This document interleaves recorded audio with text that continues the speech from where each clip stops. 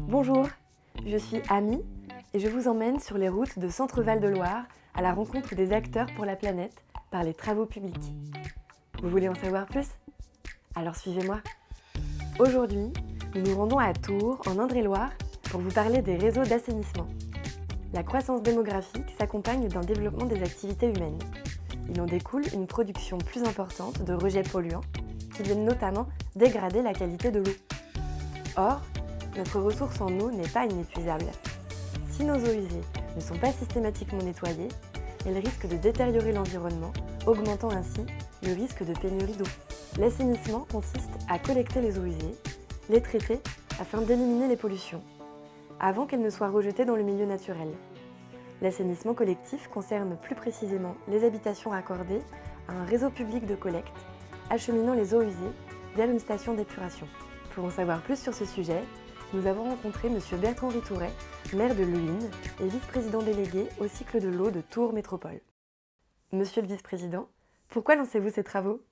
Alors ces travaux étaient indispensables parce que nous avions besoin de refaire le réseau d'assainissement et surtout de séparer l'assainissement des eaux pluviales pour éviter d'avoir à traiter inutilement des eaux qui n'ont pas besoin de l'être et d'avoir une meilleure qualité de rejet à leur sortie de nos stations d'épuration.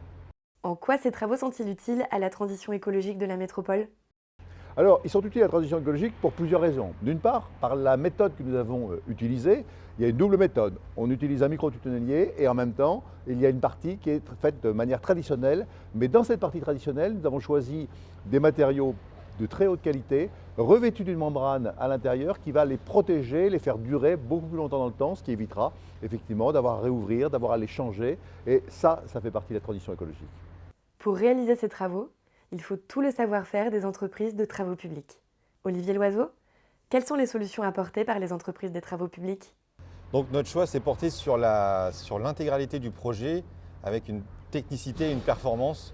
Donc comme disait M. Ritouret, des tuyaux avec un revêtement intérieur, les regards béton avec un revêtement également intérieur, jusqu'au tampon de voirie avec un revêtu pour justement s'affranchir l'agressivité du gaz produit par les effluents d'assainissement en amont du projet. Donc on est vraiment sur la pérennité des ouvrages. C'est incroyable tout ce que les travaux publics peuvent faire pour rendre la planète plus belle. Si vous voulez en savoir plus sur les solutions des travaux publics pour le climat, rendez-vous sur le site www.acteurpourlaplanète.fntp.fr. Vous pourrez aussi rencontrer près de chez vous les acteurs pour la planète en mars 2022 lors de Place des TP. En attendant, je vous dis à très bientôt pour un nouvel épisode d'À la rencontre des acteurs pour la planète.